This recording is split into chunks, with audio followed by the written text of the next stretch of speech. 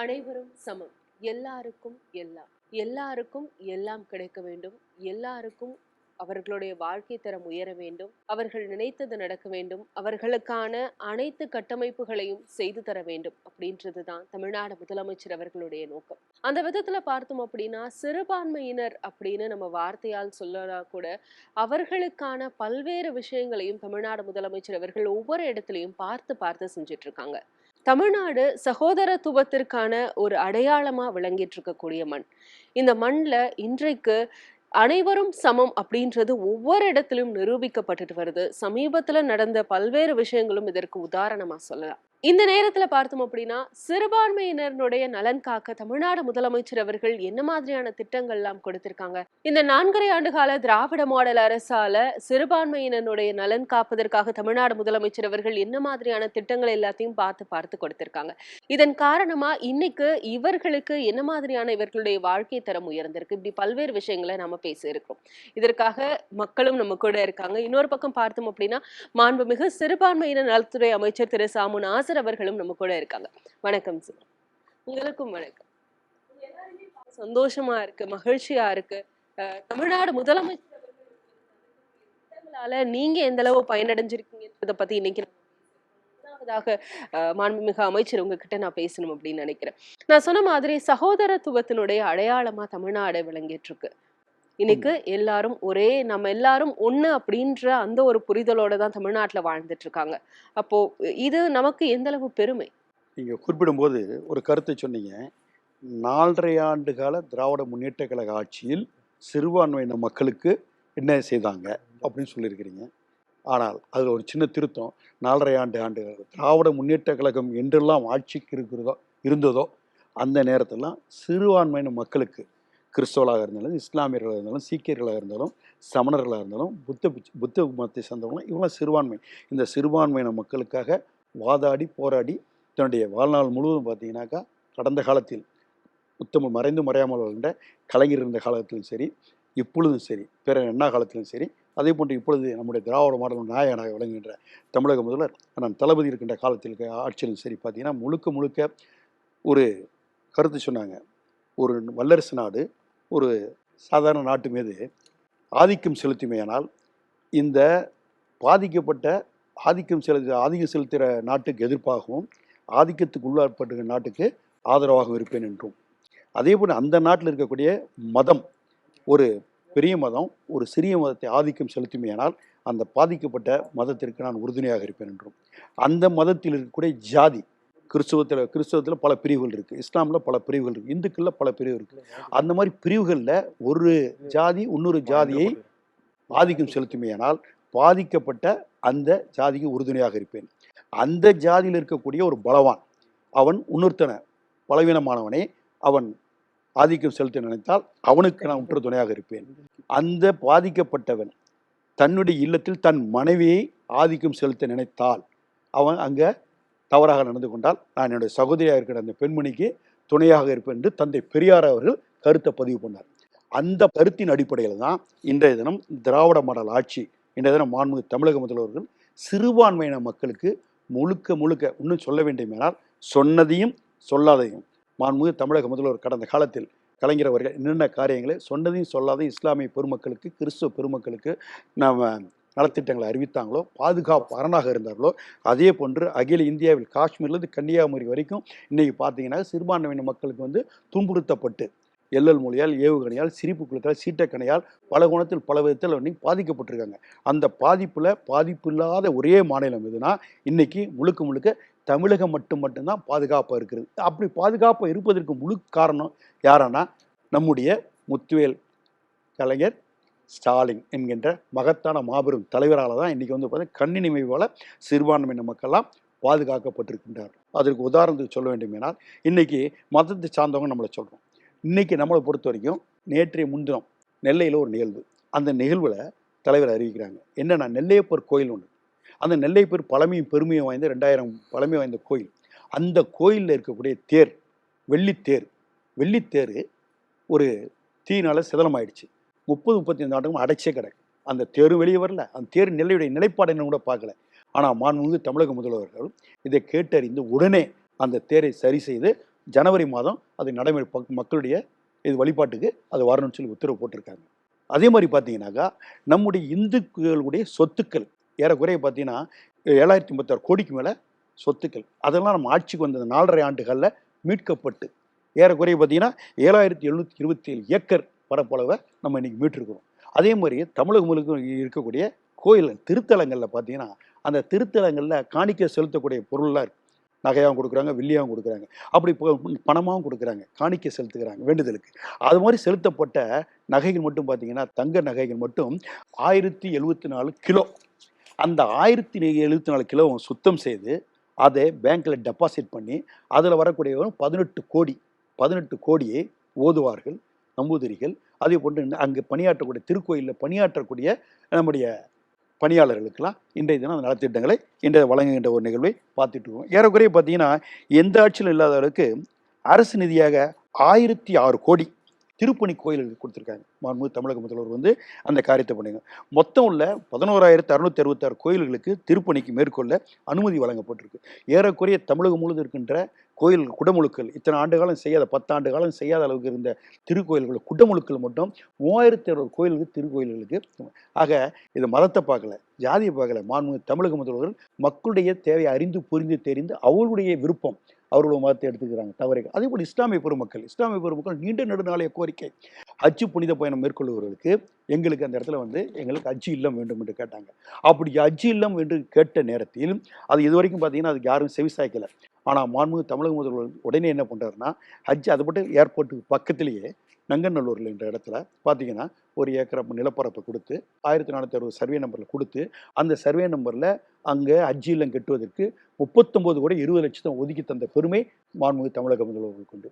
இது கேட்காதையும் கொடுத்தாரு. அங்கேயே அதுக்கு அருகாமையில் இருக்கக்கூடிய 52 சென்ட் இடம், அதை விட 1 ஏக்கரா 4 சென்ட் இடத்த பிரித்து ஒரு பக்கம் 152 சென்ட் இடத்த கல்லறை தோட்டத்திற்கும் கிறிஸ்தவருடைய அடக்க ஸ்தலத்துக்கு, இன்னொரு 52 சென்ட் இடத்தை இஸ்லாமியர்களுடைய கபர்ஸ்தானுக்கும் ஒதுக்கி தந்த பெருமை கேட்டதையும் கேட்காதையும் கேட்டதுக்கு இது கேட்காதது அது கொடுத்தார். அதே மாதிரி ஜெருசலம் செல்வதற்கு அங்கே கிறிஸ்தவ கன்னியாஸ்திரிகள் உள்ளிட்டு அனைவரும் போகிறதுக்கு அவங்களுக்கு நிவாரணம். அதே போன்று பார்த்தீங்கன்னா இருக்கின்ற தமிழகம் முழுவதும் இருக்கின்ற பழமை வாய்ந்த திருக்கோயில்கள்லாம் பார்த்தீங்கன்னா அவர்களுக்கு நிவாரணம். அவர் கபர்ஸ்தான் கிறிஸ்தவர்களுக்கு அதே மாதிரி இஸ்லாமியர்களுக்கு இதெல்லாம் சொல்வதற்கு காரணம் கேட்கறதையும் கேட்காதையும் கொடுத்த மாண்புமிகு தமிழக முதல்வர்.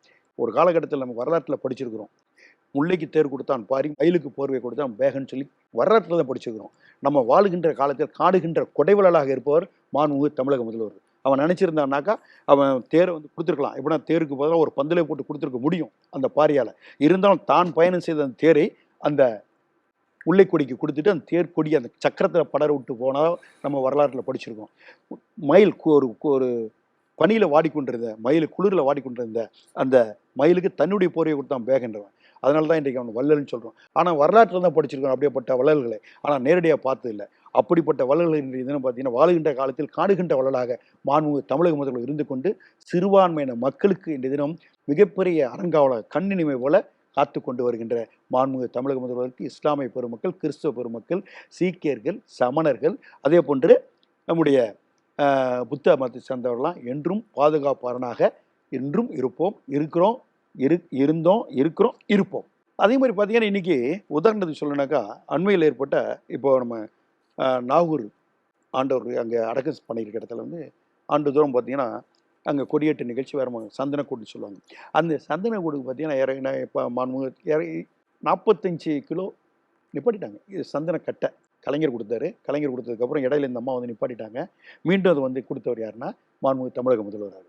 அதே மாதிரி அங்கு அவருடைய அடக்க ஸ்தலத்தில் போத்தப்படுகின்ற போர்வை பார்த்தீங்கன்னாக்கா ஒரு ஹிந்து தான் இன்ன வரைக்கும் கொடுத்துட்டு இருக்காரு. அவர் எப்படி சமத்துவம் எப்படி இருக்கு பாருங்க. அவர் தான் இன்னைக்கும் கொடுத்துட்டு இருக்கிறது அவர் தான் கொடுத்துட்டு அந்த போர்வை தான் அவர் மேலே இன்னைக்கும் போத்துவாங்க. நம்ம மதுரை கள்ளழகர் திருவிழால கூட வரிசைகள் வந்து இஸ்லாமியர்கள் தான் அந்த இதையும் கொடுப்பாங்க. உதாரணத்துக்கு சொல்லணும், அண்மையில் ஒரு அப்துல் ரஹீம் சொல்லக்கூடிய ஒரு வெடிகுண்டு நிபுணர், அந்த வெடிகுண்டு நிபுணர் வந்து பார்த்தீங்கன்னாக்கா பார்டர் செக்யூரிட்டி போஸ்ட்டில் இருக்கார். அவருக்கு என்னென்ன முதல்ல பார்டர் செக்யூரிட்டி போஸ்ட் நம்மளுடைய துருப்புகள் போகிறாங்கன்னா அது போகின்ற போது அவர்கள் போகின்ற இடத்துல வந்து முதல்ல இவர் மெட்டல் டிடெக்டர் வச்சு பார்ப்பார். பார்த்து அந்த இடத்துல வெடிகுண்டு இருக்கா அப்படின்னு சொல்லி இது பண்ண ஆய்வு செய்வார். அப்படி ஆய்வு செய்கின்றப்போ அவர் பேர் அப்துல் ரஹீம், இஸ்லாமாபாத்தை சேர்ந்தவர். பையன் வைக்கும்போது ஒரு வெடிகுண்டு மேலே கை வச்சிடறாரு, 2 கையும் இழந்துடுறாரு. 2 கையும் அவர் இழந்துறாரு. இழந்ததுக்கு பிறகு என்ன பண்ணுறாரு, அந்த டைம் மருத்துவமனையில் இருக்கும்போது அதே நாளில் இன்னொரு ஒரு ஜேம்ஸ் என்று சொல்லக்கூடிய கிறிஸ்துவர், அவர் மூலக்கசிவினால் அவர் உயிர் பிரிய போகுது. அவர் பிரிகிற நேரத்தில் அவர் என்ன சொன்னார்னா, என் உயிர் பிரிந்தாலும் என்னுடைய உறுப்புகளை நாங்கள் மற்றவங்களுக்கு தானம் பண்ணுங்கன்னு சொல்லிட்டு அவர் சொல்லிட்டு இறந்துடுறார். யார்? ஜேம்ஸ் என்றவர். இவர் கிறிஸ்துவர், அவர் இஸ்லாமியர். இவருடைய 2 கையும் எடுத்து அவருக்கு பொறுத்துறாங்க. யாருக்கு? அப்துல் ரஹீமுக்கு பொறுத்துறாங்க. கொடுத்தவர் யாரு? ஒரு மோசஸ் என்றவர் கிறிஸ்துவர். பொருத்தப்பட்டவர் யாரு? ஒரு இஸ்லாமியர். அவருக்கு அவர் பொறுத்துறாங்க. பொறுத்தது யாருனாக்கா அந்த மருத்துவர் சுப்பிரமணியன் என்கின்ற ஒரு ஹிந்து. எங்க இருக்கு பாருங்க, சமத்துவம் சகோதரத்துவம். இதுல யாருடைய கை? இறந்தவர் ஒரு கிறிஸ்துவர், ஜேம்ஸ் என்பவர். கை இழந்தவர், நாட்டுக்காக கை இழந்தவர் யாருன்னா இஸ்லாமியர். அதே மாதிரி அவர் பொருத்தப்பட்டது யாரு அப்படின்னாக்கா ஒரு ஹிந்து. ஆக எங்க இருக்கு பாருங்க சமத்துவம் எந்த அளவுக்கு இருந்துட்டு இருக்கு. இன்னும் சொல்லவோனா, கடந்த காலத்துல நேதாஜி சுபாஷ் சந்திர போஸோடைய துவக்கப்பட்ட அந்த இராணுவ புரட்சியின் போது ஏறக்குறைய 60% பேர் அவருடைய புரட்சி படையில இருந்திருக்காங்க. தமிழர்கள் 60 பேர் தமிழர்கள் இருந்திருக்காங்க. அந்த தமிழர்ல 25% இஸ்லாமியர்கள் தான் இருந்திருக்கிறாங்க. அந்த அளவுக்கு பார்த்தீங்கன்னா அந்த கடந்த காலத்தில். அதே மாதிரி பார்த்தீங்கன்னா நம்முடைய வ.உ. சிதம்பரனார் அவர்கள் கப்பல் வாங்கணும், சுதேசி கப்பல் நம்ம வாங்கணும்னு சொல்லி முடிவெடுத்த போது அந்த கப்பல் வாங்குவதற்கு கூட பார்த்தீங்கன்னா அந்த காலத்திலேயே 10 லட்சம் கொடுத்தவர் யாரானா நம்ம ஒரு இஸ்லாமியர் தான். அபீபு என்று சொல்லக்கூடியவர் தான் இஸ்லாமியர் தான் 10 லட்சம் கொடுத்துருக்காரு. நேதாஜி சுபாஷ் சந்திர போஸ் பார்த்தீங்கன்னா அன்னைக்கு வெள்ளையனை வெளியேற்றுவதற்காக போர் தொடுத்த போது பலவிதமான ஆம்ஸ் வாங்கணும், இராணுவ தடவாளங்கள் வாங்கணும், துருப்புகளுக்கு உடுப்பு தைக்கணும் அப்படின்றப்போ அவர் பலவிதமான கோணத்தில் ஒரு முயற்சி எடுத்த போது அவருக்கு அந்த காலகட்டத்தில் பார்த்தீங்கன்னா அவர் நிதி திரட்டுறார். நிதி திரட்டிய போது எல்லாருமே பார்த்தீங்கன்னாக்கா அன்னைக்கு உள்ள காலகட்டம் எல்லாம் இப்போ இன்னைக்கு ருபீஸில் இருக்கும். ஆனால் அன்னைக்கு பர்மாவில் அவர் இந்த கூட்டத்தை கூட்டுறாரு. இந்தியாவில் இருக்க அந்த அனைத்து கூட்டத்தை கூட்டிய போது அந்த கூட்டத்தில் அத்தனை பேரும் உட்காந்துருக்காங்க. உட்காந்துருக்கும் போது எல்லாருமே கொடுக்குறப்போ அவங்க ரொம்ப கம்மியாக தொகை கொடுக்குறாங்க. அந்த தொகையை வச்சு அவர் இராணுவத்துக்கு தேவையான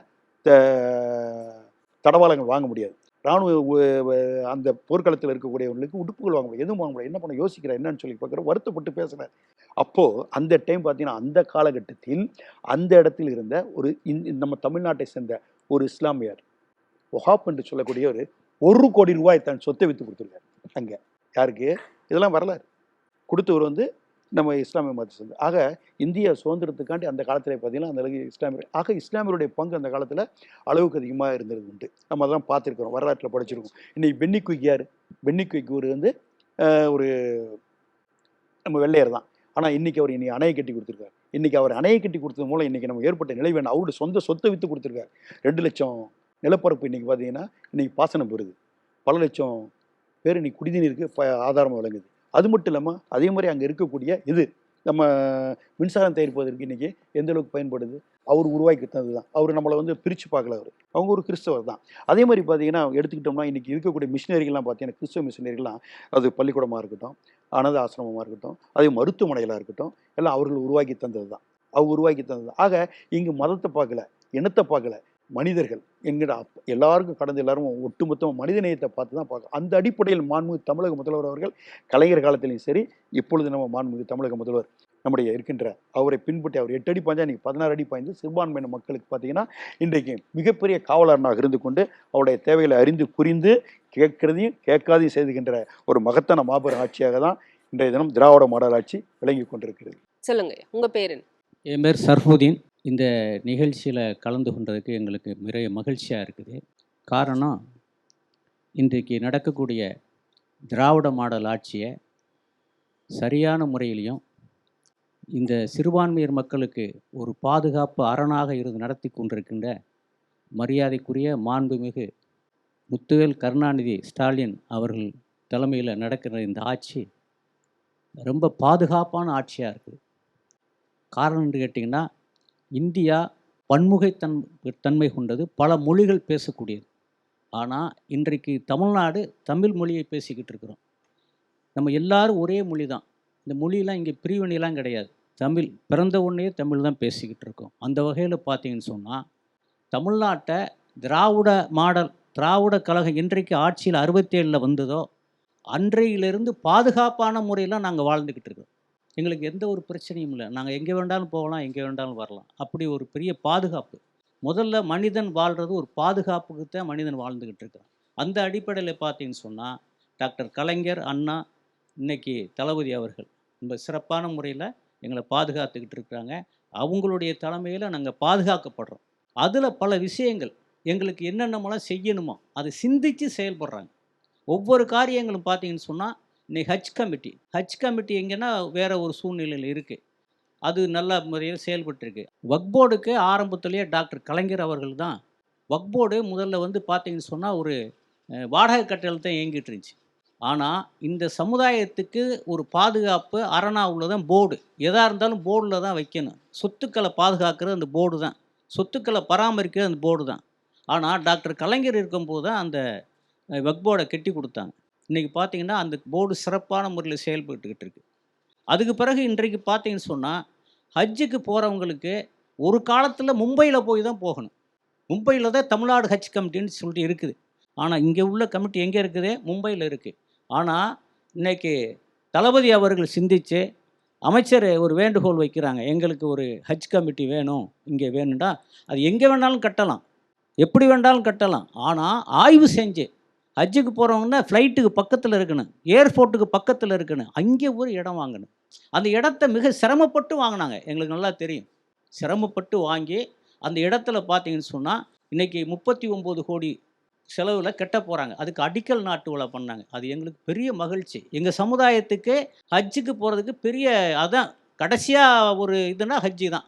அந்த ஹஜ்ஜுக்கு போகிற பயணத்தை மக்கள் வந்து வெளியிலேருந்து வர்றாங்க, வெளியூர்கள்லேருந்து வர்றாங்க, பல லாட்ஜுகளில் தங்குறாங்க, பல செலவினங்கள் பண்ணுறாங்க. அந்த செலவினங்கள்லாம் நீங்கள் பண்ணாதீங்க, தமிழகத்தில் நாங்கள் இருக்கிறோம், நாங்கள் ஆட்சி செய்கிறோம், உங்களுக்கு அந்த சலுகையை நாங்கள் பண்ணித்தர்றோம்னு சொல்லிட்டு இன்றைக்கு பார்த்தீங்கன்னு சொன்னால் அன்றைக்கு அடிக்கல் நாட்டு விழா பண்ணி அது முழுமை பெற கண்டிப்பாக முழுமை பெற்றுரும். அப்படி முழுமை பெறும்போது இந்த சமுதாயம், இந்த சிறுபான்மை சமுதாயம், இஸ்லாமிய சமுதாயம் அவங்கெல்லாம் வந்து இங்கே வந்து தங்கி ஃப்ரீயாக போவாங்க. முதல்ல ஒரு மனிதனுக்கு தங்குமிடம் வேணும்.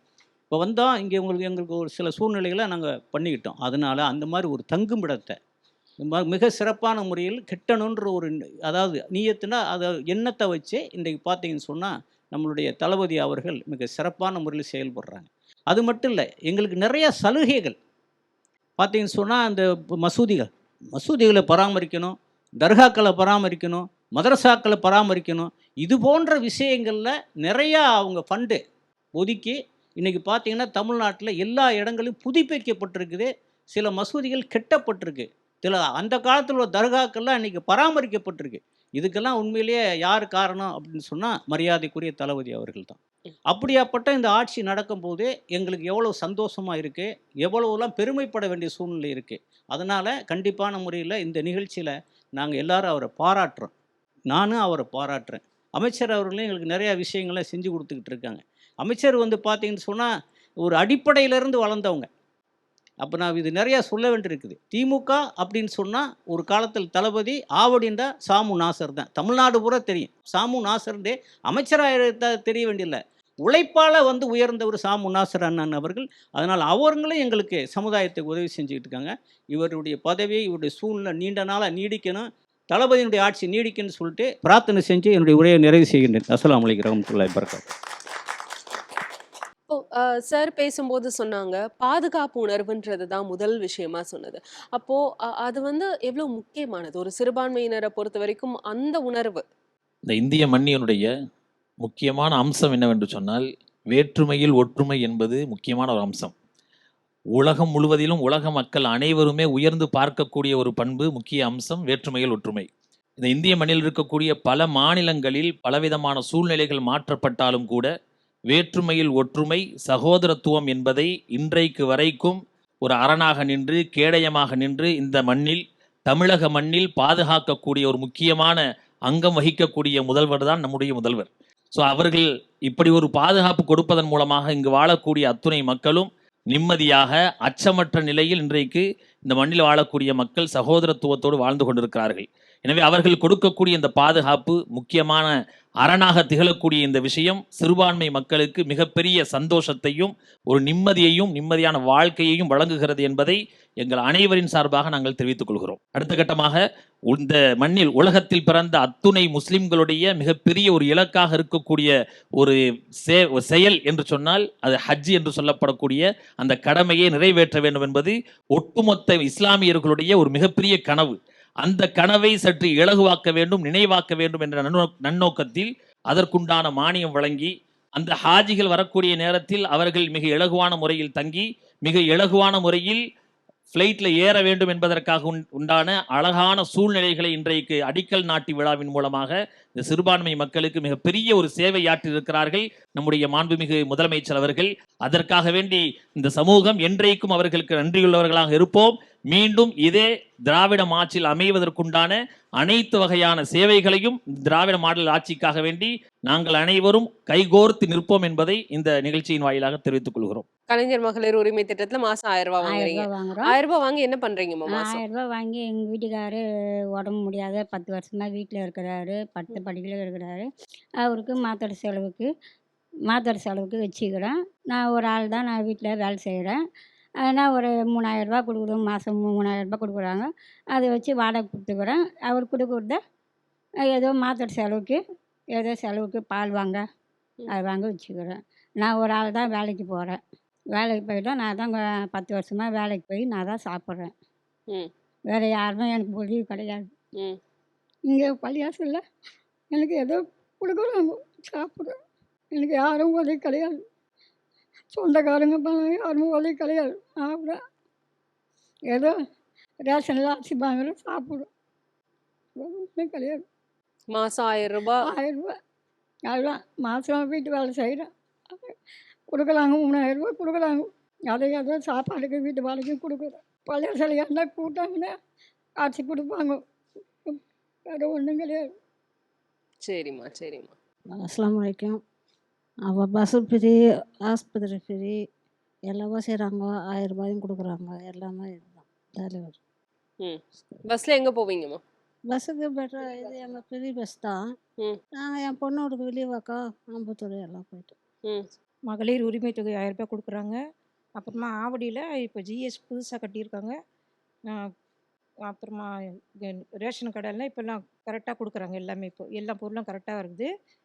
அதனால எங்களுக்கு ரொம்ப யூஸ்ஃபுல்லாக இருக்குது. அந்த 1000 ரூபாய் கொடுக்குறதால என் பாப்பாவுக்கு படிக்கிறா, 10th படிக்கிறா. அவளுக்கு என்ன தேவையோ நான் அது சந்தோஷமாக வாங்கி கொடுப்பேன் அவளுக்காக. இப்போ இவங்க எல்லாருமே சொன்ன மாதிரி சார், எங்களுக்கு யாருமே இல்லை, ஆனால் அந்த மாதம் ஒரு 1000 ரூபாய் கொடுக்கறதுன்றது அவங்க எல்லாருக்குமே ஒரு மிகப்பெரிய ஏதோ ஒரு நமக்குன்னு ஒருத்தவங்க இருக்காங்கன்ற ஒரு நம்பிக்கையை கொடுத்துருக்கு. அப்போ அதை நீங்கள் நேரடியாக களத்தில் போய் பார்க்குறீங்கல்ல, அந்த 1000 ரூபாய் எவ்வளோ பெரிய விஷயமா இருக்கு அவங்களுக்கு. இப்போ பார்த்தீங்கன்னாக்கா உரிமை தொகை அதுக்கு பேர் வச்சார். அது ஒரு இலவசன்ற பேரில் வச்சுல, அது பெண்கள் உரிமை தொகை. எனக்கு கூட நான் 3 பொண்ணை பெற்று வச்சுருக்கேன், திருமணம் பண்ணி வச்சுட்டேன். விட்டு போயிட்டு வருஷத்துக்கு ஒரு முறை வருதுங்க போதுங்க. ஒரு வருஷத்துக்கு ஒரு நல்லது கெட்டதுக்கு வருங்க போங்க, இருக்குங்க, 2 நாள் தங்க போயிடுங்க. அதோடைய என்னுடைய கடமை கல்யாணம் பண்ணி முடிச்சோன்னே என்னுடைய கடமை முடிஞ்சிச்சு அளவு கூட நான் ஏறக்குறைய 90% நினச்சிட்டு இருக்கிறேன்.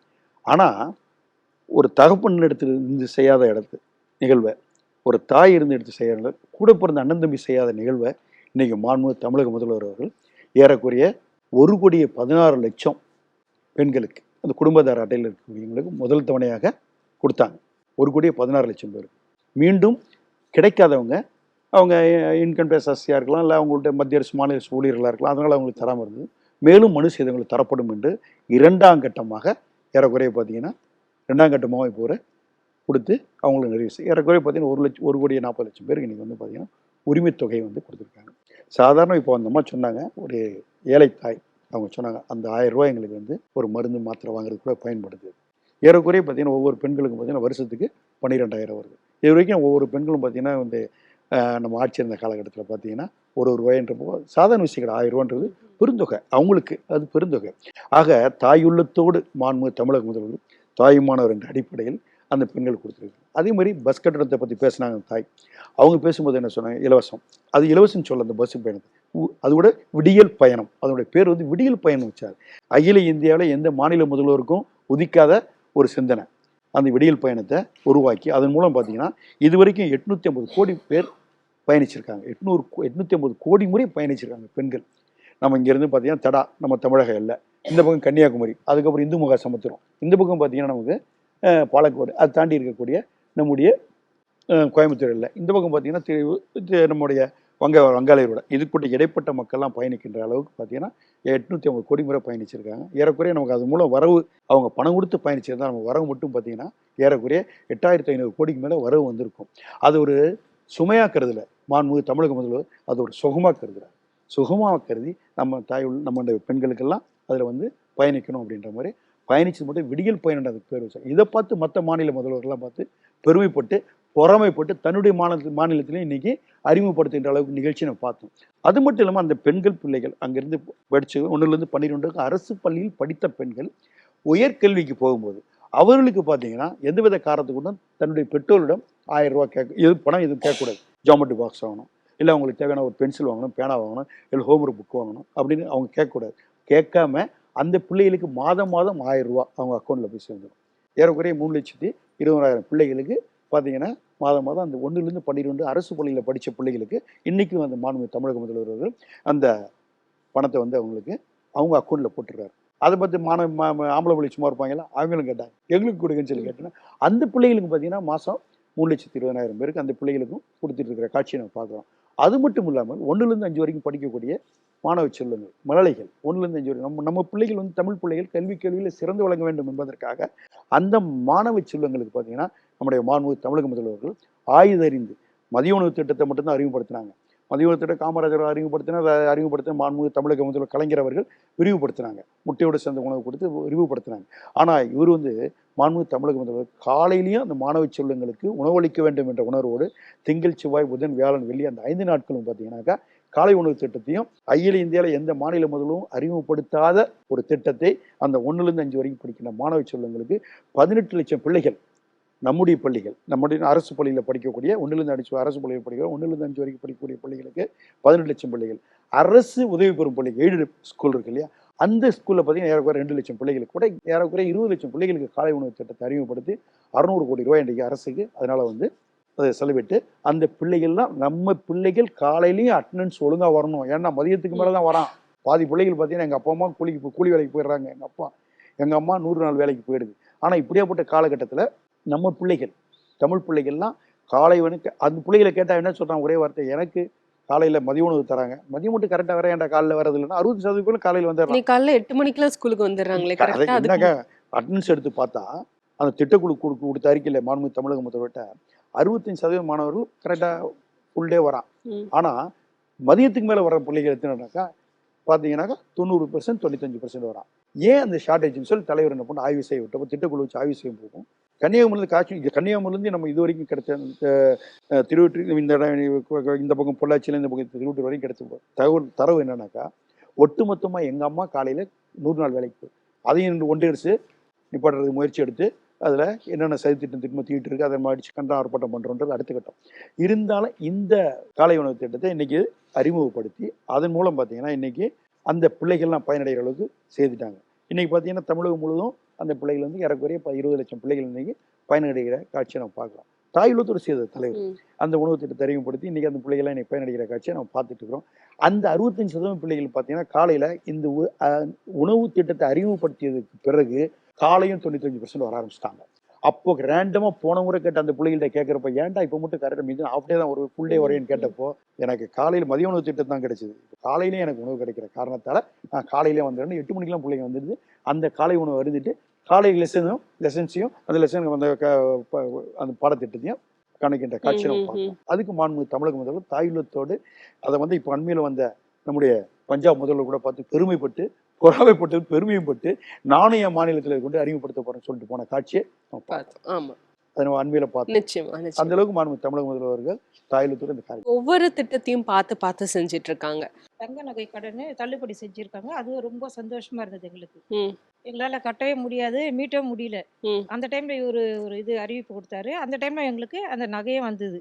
ரொம்ப சந்தோஷமா இருந்தது. தளபதி அண்ணாக்கு ரொம்ப நன்றி. உங்களுக்கு எவ்வளவு கடன் தள்ளுபடி ஆச்சு? எங்களுக்கு ஒரு 2 பவுனுக்கு தான் ஆச்சு. 2 பவுன் அவ்வளோதான் தள்ளுபடி ஆச்சு. வச்சிருந்தோம். நாங்கள் எங்கிட்ட இருந்தது அவ்வளோதான். அதை தான் வச்சிருந்தோம் நாங்கள். அது தள்ளுபடி ஆயிடுச்சு. சூப்பர்மா. ரொம்ப சந்தோஷம். என் பையன் கல்வித்தொகைக்கு சார் உதவுனாரு.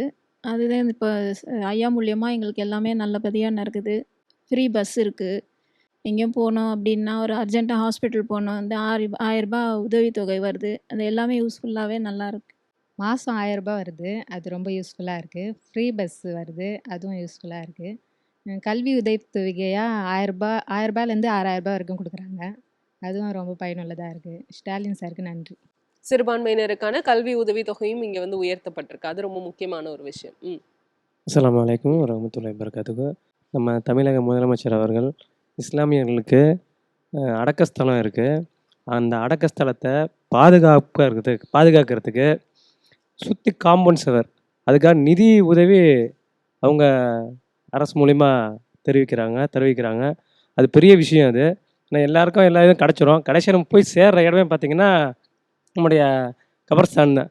அதை பாதுகாக்கிறதுக்கு நல்லா சிந்திச்சு, பெரிய விஷயம் அது முதல்வர் ஐயா செஞ்சது. சிந்திச்சு அதை பாதுகாக்கிறதுக்கு ஃபண்டு மக்கள் அந்த இஸ்லாமியர்களுக்காக அது கொடுத்துருக்காங்க. உண்மையிலேயே அது வந்து எங்களுக்கு ரொம்ப மகிழ்ச்சியாக இருக்குது. அவங்க நாங்கள் நன்றி தெரிவிச்சுக்கோம். என் பேர் அப்துல் காதர். ஆரம்பத்தில் இன்றைக்கி வரைக்கும் நம்ம வக்பு வாரியத்தில் தொடர்பு உண்டு. ஆரம்ப காலகட்டத்தில் வக்பு வாரியத்தில் போனாக்கா எந்த அரசு அதிகாரம் சரியான முறையில் ரெஸ்பான்சிபிள் இருக்காது. போய் அலைக்கழிக்கிற மாதிரி ஒரு சூழ்நிலை இருந்தது.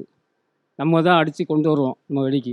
இப்போ அல்லாவுடைய மாப்பிள்ளைக்கிறப்பில் நம்ம தளபதி ஆட்சி பீரியடில் இப்போ அங்கே போனோம்னாக்கா உடனடியாக ரெஸ்பான்சிபிள் கிடைக்கிது, உடனடியாக வேலை நடக்குது. இதில் ஒரு விஷயம் கேட்டிங்கனாக்கா, எங்கள் பகுதியில் வந்து கபர்ஸ்தான் இருக்குது. அதில் வந்து ரோடு உயரமாக போச்சு, கபர்ஸ்தான் வந்து பள்ளமாகி போச்சு. எங்களுக்கு ஒரு கவலையாக இருந்துச்சு. அடக்கம் பண்ணும்போதெல்லாம் மழை காலத்தில் வைக்கல போற்றி அடக்கம் பண்ண வேண்டியிருக்கு. நாங்கள் முதல்ல எடுத்து போய் கடவுள் தான், இறைவன் தான் பிரார்த்தனை பண்ணுவோம். அதுக்கப்புறம் அடுத்த ஸ்டெப்பு போவோம். இப்படி பிரார்த்தனை பண்ணக்கூடிய சூழ்நிலை வந்து டக்குனு சிந்தனை வந்து ஒரு உதயமாகிடுச்சு. சரி, நம்ம தான் பாதுகாப்புன்னு அரசு இருக்குதா, நம்ம ஏன் கவலைப்படணும் அப்படின்ற மாதிரில வக்பு வாரியத்தில் ஒரு அப்ளை பண்ணோம். இந்த மாதிரி சூழ்நிலை இருக்குது, நீங்கள் வந்து ஆய்வு செய்யுங்க அப்படின்னு. உடனடியாக அப்ளை பண்ண உடனே 2 நாளில் வந்துட்டாங்க அப்ளை பண்ணுறதுக்கு. பண்ண உடனே ஆய்வு செஞ்சாங்க. எல்லாத்தையும் செஞ்சு முடித்த உடனே நாங்களே எதிர்பார்க்கல. நாங்கள் கொடுத்த கொட்டேஷனுக்கு அப்படியே சேங்ஷன் பண்ணிட்டாங்க. 34 லட்ச ரூபா சேங்ஷன் பண்ணி உடனடியாக எம்ஆர்ஜி நம்ம மினிஸ்டர் கையால் தான் வாங்கினோம். 17 லட்ச ரூபா. இப்போ வேலை நடந்துகிட்டு இருக்குது. பாதி வேலை நடந்துச்சு. அடுத்த எம்ஆர்ஜிக்கு அப்ளை பண்ண போகிறோம். இது ஒரு விஷயம். நான் வந்து ஒரு சின்ன வியாபாரினால வாரத்தில் 3-4 நாள் வந்து சென்ட்ரலுக்கு போவேன். போகிற சூழ்நிலை ஒரு 10 வருஷம் முன்னாடி பார்த்தீங்கன்னாக்கா, அங்கேருந்து 5 ரூபா கொடுத்து பாரிஸ் போகணும். இதில் நம்ம வேலை செஞ்சுட்டு அந்த பெண்கள்லாம் நிற்பாங்க. சில பேர்கிட்ட காசு இருக்காது. ஏன் என்ன கேட்டிங்கனாக்கா, ஒயிட் போர்டு வண்டி ஒரு வாட்டி 1 ஹவருக்கு 6 ஹவருக்கு ஒரு வாட்டி தான் வரும்.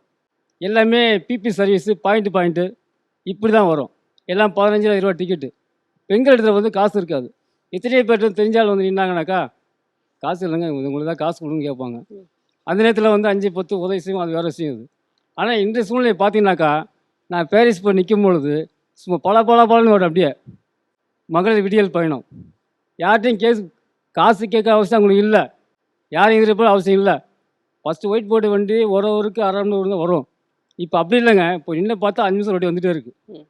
அவங்களுக்கு பயணம் வந்து ரொம்ப எளிதாக இருக்குது. இன்னொன்று நான் கேட்கணும்னு நினைக்கிறேன். பொதுவாகவே வந்து இஸ்லாமியர்கள் சமூக பெண்கள் வந்து பெரிய அளவில் வெளியே வர மாட்டாங்க அப்படின்ற ஒரு நிலை வந்து இன்னைக்கு எப்படி மாறி இருக்கு? இல்லை, இன்றைய அதாவது காலங்கள் மாறும்பொழுது எல்லாமே மாறும். சூழ்நிலையில் அவசியங்கள் ஏற்படும் பொழுது எல்லா நிலையிலும் மாறிக்கொண்டே வரும். இப்போ அந்த அடிப்படையில் பார்த்தீங்கன்னா, வடநாட்டிலலாம் பார்த்தீங்கன்னாக்கா மிகப்பெரிய ஒரு தாக்கம், சோதனைகள்லாம் அவங்க சந்திக்கிறாங்க. நம்ம தமிழ்நாட்டை பொறுத்தவரை அந்த சூழ்நிலை கிடையாது. எல்லாமே அக்செப்ட் பண்ணிக்கிறாங்க. அவங்க சூழ்நிலை சந்தர்ப்பம் ஏற்ற மாதிரி நம்ம ஆட்சியும் அவங்களுக்கான உரிமைகள் வழங்கியிருக்கு. அதில் அதில் எந்த ஒரு பிரச்சனையும் நம்மகிட்ட கிடையாது. அதே மாதிரி ஒரு சட்ட ஒழுங்கை பாதுகாக்க வேண்டியது ஒரு முதல்வர் கடமை. இப்போ சமீபத்தில் திருப்பரங்குன்றம் பார்க்குறோம். 2 பேருக்கு நடுநிலையாக ஒருதலைபட்சம் இல்லாமல் சட்டத்தை பாதுகாக்கப்பட்ட கடமையோடு அவங்க செயல்பட்டாங்க. இப்போ ஒரே நேரத்தில் தீபம் ஏற்பப்பட்டது, ஏற்றி ஆகணும், அதையே செஞ்சு முடித்தாங்க. அதே ஒரே நேரத்தில் சந்திரமோகம் நடந்தது, நடக்கக்கூடிய கடமை, அதையே நடத்தி முடித்தாங்க. எல்லாமே வந்து மக்களுடைய பாதுகாப்பு செயல், சட்ட ஒழுங்கை காப்பாற்ற வேண்டியது அரசோட கடமை. அந்த அடிப்படை செய்யும் பொழுது உண்மையிலே வரவேற்கத்தக்க விஷயம். இது நீண்ட நாள் இருக்குன்னு சொல்லி நான் பிரத்தம் பண்ணிக்கிறேன். ஏப்பாக்கம் பள்ளிவாசலுடைய செயலாளர். நம்ம ஏரியாவில் வந்து காகிதம் எழுத்துன்னு ஒரு நகர் இருக்குது. அது வந்து கிட்டத்தட்ட ஒரு 50 வருஷமாக நாங்கள் அங்கே இருக்கோம். பட்டா இது வரைக்கும் அங்கே கிடைக்காம இருந்துச்சு. ஏற்கனவே நிறைய ஆட்சிகள் மாறி வந்துச்சு. இப்போ தளபதியுடைய ஆட்சியில் அங்கே உள்ளவங்களுக்கெல்லாம் பட்டா கிடைச்சிருச்சு. அதில் ஒரு ஒரு 40 பேர் இருக்காங்கன்னா ஒரு 25 பேருக்கு வந்துருச்சு பட்டா. இன்னொரு 15 பேருக்கு வர வேண்டியது இருக்குது. தளபதியுடைய ஆட்சியில் இது பெரிய 50 வருஷம் போராட்டம். நம்மளுடைய மக்கள் நாங்கள் பிறந்து வளர்ந்ததெல்லாம் அந்த இடம் தான். 50 வருஷம் போராட்டத்தில் இது கிடைச்சதுக்கு ரொம்ப மகிழ்ச்சியில் இருக்காங்க. குடிசை வீடாக இருந்தவங்க இப்போ எல்லாருமே பட்டா வந்ததுக்கப்புறம் அவங்க கொஞ்சம் கொஞ்சம் இது பண்ணி கட்ட ஆரம்பிச்சிட்டாங்க. தமிழ்நாடு முதல்வர் அவர்களுக்கு பெரிய நன்றி. நிச்சயமா பட்டான்னு சொல்லும்போது திருவள்ளூர் மாவட்டம் தான் வந்து உடனே கண்ணுக்கு வர்றது. தமிழ்நாட்டிலேயே வந்து முதல் மாவட்டமா 1,00,000த்திற்கும் மேற்பட்ட பட்டாக்கள் வழங்கின மாவட்டம் வந்து திருவள்ளூர் மாவட்டம் தான். அப்போ அந்த பட்டா அப்படின்ற அந்த சாமானியர்களுடைய கனவு பூர்த்தி பண்ணது எவ்வளோ பெரிய விஷயம். நிச்சயமா இப்போ மாண்புமிகு தமிழக முதல்வர் பொன்னேரி வந்தாங்க. அதில் 69,000 பட்டா கொடுத்தாங்க. ஏறக்குறைய அதனுடைய நலத்திட்டம் மட்டும் 2016 கோடி நலத்திட்டம். அது வந்து பார்த்தீங்கன்னா இண்டிவிஜுவல் எல்லாரும் கொடுத்தாங்க. எனக்கெல்லாம் எங்கள் தகப்பனார், நான் பிறந்தது ஆவடி, எங்கள் தகப்பனார் அங்கே இருக்காங்க. அவங்க எங்கள் பாட்டனார் காலத்துலேருந்து கிடைக்காத பட்டா எங்கள் காலத்தில் நான் இருக்கிற காலகட்டத்தில் மாண்புமிகு தமிழக முதல்வர் கையால் வாங்கியிருக்கோம். அந்த இடத்துல காமராஜ் நகர்ன்ற ஒரு ஏரியா, அந்த இடத்துல வாங்கியிருக்கோம். இது மாதிரி மாண்புமிகு துணை முதல்வர் உதயநிதி அவர்கள் வந்தாங்க. அவர் வந்து என்னவா இப்போது அண்மையில் வந்து திருவேற்காடு நகராட்சியில் ஆவடி தொகுதிக்குள்ளே அங்கே 39,000 பேருக்கு பட்டா கொடுத்தாங்க. ஆக பார்த்தீங்கன்னா முழுக்க நம்முடைய வாழ்வாதாரம் தான். அவங்களுக்கு வந்து இத்தனை வருஷம் குடியிருக்கிறோம், நாங்கள் 20 வருஷம் இருக்கோம், 25 வருஷம் இருக்கோம். ஆனால் எங்களுக்கு எந்த விதமான உரிமை இல்லை. அந்த உரிமையை நிலைநாட்டுவதற்கு மாண்புமிகு தமிழக முதல்வர்கள் எடுத்துக்கொண்ட முயற்சி பார்த்தீங்கன்னா தமிழகம் முழுவதுமே பார்த்தீங்கன்னா அந்த அளவுக்கு மாண்புமிகு தமிழக முதல்வர் அனைவருக்கும் பட்டா வழங்கணும். அவங்க இருக்கிடம், உடுக்க உணவு, உணவு இதை உறுதி செய்யப்படுத்தும் அரசின் தலையாய கடமை. அந்த தலையாய கடமையிலேருந்து மாண்புமிகு தமிழக முதல்வர் விலகாமல் இன்றும் பார்த்தீங்கன்னா நான் இடம் எனக்கு, அதுவும் குறிப்பாக இது எங்கள் தகப்பனார் இடம், நாங்கள் வச்சிருக்க இடம் எங்கள் தகப்பனார் எங்களுக்கு கொடுத்துட்டு போனது. அவர் காலமாயிட்டாங்க. ஆனால் அந்த இடத்த கூட பார்த்தீங்கன்னா எங்கள் கூட பிறந்த அண்ணன் தம்பி 3 பேர், நான், எங்கள் அண்ணன், என் தம்பி. இருந்தாலும் அந்த சொத்து ஆண்களுக்கு தரக்கூடாது, பெண்கள் பேரில் தான் இருக்குன்றதுக்காண்டி எங்கள் அண்ணியார் பேரில், என்னுடைய மனைவி பேரில், அதே மாதிரி என்னுடைய தம்பி மனைவி பேரில் அந்த சொத்துக்கள் கூட அவங்களுக்கு தான் அந்த பட்டை அவங்க பேரில் தான் கொடுத்துருக்காங்க. ஏன்னா அவங்களுக்கு அந்த அதிகாரம் இருக்கணும் அப்படின்னு சொல்லி பெண்கள் மீது அக்கறை கொண்ட தாயுமானவர் அண்ணன் முதல்வர் அவர்கள் அந்த பட்டாவை அவங்க பேர் இருக்கின்ற இலவச பட்டா அனைத்தும் பார்த்தீங்கன்னா பெண்கள் பேரில் கொடுத்துருக்காங்க. சொத்துரிமை கொடுத்தது தமிழ்நாடு, கொடுக்க செய்தவர் தந்தை பெரியாரும் தமிழறிஞர் கலைஞர் அவர்களும். இன்னைக்கு அந்த சொத்தை வந்து வீட்டினுடைய குடும்ப தலைவிகளுடைய பெயர்ல கொடுக்கணும்னு சொல்லி பட்டாக்கள் ஆகட்டும், தமிழ்நாடு நகர்ப்புற வாழ்விட மேம்பாட்டு வாரியத்தில் கொடுக்கக்கூடிய வீடுகள் ஆகட்டும், அதுவும் மகளிருடைய பேர்ல தான் வழங்கப்படுது. அப்போ அது அவங்களுக்கு எவ்வளவு பெரிய ஒரு எம்பவர்மெண்ட்டை கொடுக்குது. அவங்களுக்கு எவ்வளவு முன்னுரிமை தர வேண்டியிருக்கு பாருங்க. வீட்டில் வந்து ஒரு காலகட்டத்தில் வந்து பெண்கள் வந்து அடிமைப்படுத்திய காலகட்டங்கள்லாம் உண்டு. இப்போ அது பார்த்தீங்கன்னாக்கா அவங்க அதிகாரம் அவங்கள்ட்ட இருக்கு. இப்போ அந்த அளவுக்கு பார்த்தீங்கன்னா பெண்களுக்கு அனைத்து துறையிலையும் பார்த்தீங்கன்னா பெண்களுக்கு இன்னைக்கு கொடுக்குற முன்னுரிமை மாண்புமிகு தமிழக முதல்வர் அவர்கள் அனைத்துலையும் பார்த்தீங்கன்னா பெண்களுக்கு முன்னுரிமை கொடுத்த அரசாக தான் இந்த அரசு இருக்குது. அதுக்கு மிகப்பெரிய உதாரணம் தான் நம்ம விடியல் பயணம், அதே போன்ற அவங்களுக்கு வந்து உதவித்தொகை, அதேபோன்ற உரிமைத்தொகை, சொத்தில் அவங்களுக்கு வந்து சரிபாதி. சொத்தில் வந்து பார்த்தீங்கன்னா சரி ஒரு காலகட்டத்தில் சொத்தில் வந்து கல்யாணம் பண்ணி கொடுத்து அவங்களோட முடிஞ்சு போயிடுச்சு. ஒரு காலகட்டம் தந்தை பெரியார் அவர்கள் செங்கல்பட்டு மாநாட்டில் கொண்டு வந்த தீர்மானத்தை வடிவமைத்து நடைமுறைப்படுத்திய இது திராவிட மாடல் ஆட்சி. கலைஞர் அவர்கள் தான் ஆட்சியில் இருந்தபோது நம்ம சொத்தில் சரிபாதி அப்படின்ற போது ஒரு 3 பேர் இருந்தாங்க, ஆண் இருந்தால் ஒரு பெண் இருந்தாங்க, அந்த 4 பேருக்கு சரிசமமாக பிரிக்கணும். அந்த 1 ஏக்கரா தான் 1 ஏக்கரை 4 பேருக்கு சமம். அந்த சட்டத்தை கொண்டு வந்தது யாருன்னாக்கா நம்முடைய கலைஞர் அவர்கள் நடைமுறை தந்தை பெரியார் கொண்டு வந்த அந்த செங்கல்பட்டு தீர்மானத்தை நடைமுறைப்படுத்திய பெருமை யாருக்குன்னா மாண்புமிகு கலைஞர் அவர்கள். அந்த கலைஞர் அவர்கள்கிட்ட 8 அடி பஞ்சா 16 அடி பாய்ந்த மாண்புமிகு தமிழக முதல்வர்கள் தளபதி அவர்கள் அதை நடைமுறைப்படுத்தி கொண்டு இன்றும் பார்த்தீங்கன்னா பெண்களுக்கு சொத்தில் சரிவாதி கொடுப்பது மட்டும் இல்லாமல் சொத்துல அவங்களுக்கு இப்போ பெண்களுக்கு தான் இலவசப்பட்ட அந்த இலவசப்பட்டன்றதோ உரிமைப்பட்டா கொடுக்குறதுக்கு அவங்களுக்கு பேர்லாம் கொடுக்குறாங்களே தவிர அவங்களுக்கு பேரில் தெரில. ஆக எங்களுக்கும் கொஞ்சம் பொறாமையாக கூட இருக்குது. என்னடா நமக்கு வரலையே, நம்ம துணையாருக்கு வந்திருக்கேன் அப்படின்ற அந்த அளவுக்கு பெண்கள் மீது அக்கறை கொண்டு அவர்களுடைய வாழ்வாதாரத்தை உயர்த்த வேண்டும், அவர்களுக்கு ஒரு பாதுகாப்பு தேடித்தரப்பட வேண்டும் என்ற உணவின் அடிப்படையில் தான் மாண்புமிகு தமிழக முதல்வர்கள் இன்னைக்கு பண்ணியிருக்கிறாங்க. நிச்சயமா. என் பேர் முகமது ரஃபீக். ஒரு தாய் உள்ள வந்து எப்படி தன் குழந்தையுடைய தேவை கேட்காமலே அறிந்து கொள்ளக்கூடுமோ அதே மாதிரி நமது முதல்வர் அவர்கள் முதல்வர் கனவு இல்ல திட்டம் சார்பாக நிறைய மக்கள் வந்து பயனடைஞ்சிருக்காங்க. அது வந்து அண்ணன் பக்கத்தில் உள்ள அண்ணன் சொன்ன போல் 25% தான் முடிஞ்சிருக்கு, இன்னும் பேலன்ஸ் வந்து 25% பேலன்ஸ் இருக்கிற மாதிரி சொல்கிறாங்க. அதையும் வந்து முழுமையடித்து கொடுத்தாங்கன்னா ஒவ்வொருத்தவங்களும் வாடகை வீட்டில் இருக்கிறது நிம்மதியற்ற தூக்கத்தை விட, தனது இல்லம் சின்ன வீடாக இருந்தாலும் தனது இல்லம் சொந்த வீடு அப்படிங்கிற அடிப்படையில் அவங்க நிம்மதியாக தூங்கி எந்திரிக்கும்போது ஒவ்வொரு நாளும் நமது முதல்வருக்கு நன்றி தெரிவித்த விண்ணமாக அவங்க வெளிப்படையாக சொல்லலைன்னாலும் தனது உள்ளத்தின் சார்பாக அவங்க மன நிறைந்து நன்றியை தெரிவித்து தான் எந்திரிக்கிறாங்க என்பது அனுபவபூர்வமாக நான் அதை தெரிவித்துக் கொள்கிறேன். மீதமுள்ள அந்த குறையையும் நிறைவேற்றுமாறு தாழ்மையோடு கேட்டுக்கொள்கிறேன். நீங்கள் வணக்கம். நான் பட்டாபிராம் மஜிதே முபாரக் செயலாளர் பட்டாபிராமிலிருந்து வருகிறேன். இந்த திராவிட மாடல் அரசு ஒன்று செய்யக்கூடிய ஒவ்வொரு விடியல் காலை பொழுது விடியும் பொழுதும் அனைத்து மக்களுக்கும் இவங்க கூடிய சாதனைகள் தளபதியுடைய சாதனைகள் வேறுபடைய வைக்குது. என்ன இது இந்த தமிழ்நாடா இது பெரிய பிரிட்டிஷ் திட்டங்களாக இருக்கே இது இது என்ன இந்த மாதிரி போடுறாங்க? யார் இப்படிப்பட்ட செயல்படக்கூடியதுன்னு ஒவ்வொரு மாநிலமும் வேர்ந்து பார்க்கக்கூடிய அளவில் தளபதியுடைய சாதனைகள் நாளுக்கு நாள் வளர்ச்சி அடைகிறத மனம் பொறுக்காத 1000 குறைகள் வந்தாலும் மீண்டும் மீண்டும் திராவிட மாடல் ஆட்சி இந்த மக்களுக்கு நல்லது செய்யணும். மீண்டும் வரும். இந்த சாதனைகளை மறைக்க எவ்வளோ போட்டு பார்க்குறாங்க போர்வைகள் எல்லாம். அதெல்லாம் கருப்பு ஆடைகளால் தெளிவுபடுத்தி தண்ணீரை வெள்ளை போல் ஆக்கி இந்த ஆட்சி மீண்டும் மலரும். மக்கள் அதுக்கான முழு ஆதரவை கொடுத்து அமர வைப்பார்கள் என்று என்னுடைய மனமார்ந்த வாழ்த்துகிறேன். நீங்கள் அஸ்ஸலாமு அலைக்கும். நான் புளியம்பேட்டிலேருந்து வரேன். என் பேர் அபூபக்கர் சித்திக். முத்துவேல் கருணாநிதி ஸ்டாலினுடைய ஆட்சி மிகவும் பிரமாதமாக இருக்குது. அதாவது எப்படி சொல்லணும்னு சொன்னாக்கா, நம்ம சிறுபான்மை மக்களுக்குன்னே அவங்க இருக்காங்க, மற்ற யாருக்கும் கிடையாதுங்கிற மாதிரி எல்லாருடைய மனசு இருக்குது. இது மேன்மேலும் சிறக்கணும். இனியும் அவங்களுடைய இது திறம்பட இருக்கணும்ன்ட்டு முத்துவேல் ஸ்டாலின் அவர்களை வாழ்த்துக்கிறேன். அஸ்ஸலாமு அலைக்கும் வரஹ்மத்துல்லாஹி வபரகாத்துஹு. நம் அனைவருக்கும் சாந்தியும் சமாதானமும் நின்று நிலவட்டுமாக. தாயுமானவர் நம்ம தளபதி பற்றி சொல்லணும்னா சொல்லிக்கிட்டே போகலாம். பள்ளி குழந்தைகளின் காலை உணவு திட்டம் பார்க்கும்போது மெய் சிலிர்க்கக்கூடிய திட்டம், பசியை போக்குகிற திட்டம், மகளிர் உரிமை தொகை. நாங்கள் சின்ன கடை வச்சுருக்கோம் நேரு பஜாரில். அப்போ வரக்கூடிய பெண்கள்லாம் அது ரொம்ப பெருமையாக பேசுவாங்க. இதை இந்த 1000 ரூபாய் கிடைக்கிறது, இப்போ இந்த அம்மா சொன்ன மாதிரி 1000 ரூபாய் கிடைக்கிறது சாதாரண திட்டம் கிடையாது. அது இல்லாதவங்களுக்கு ஒரு பெரிய தொகை அது.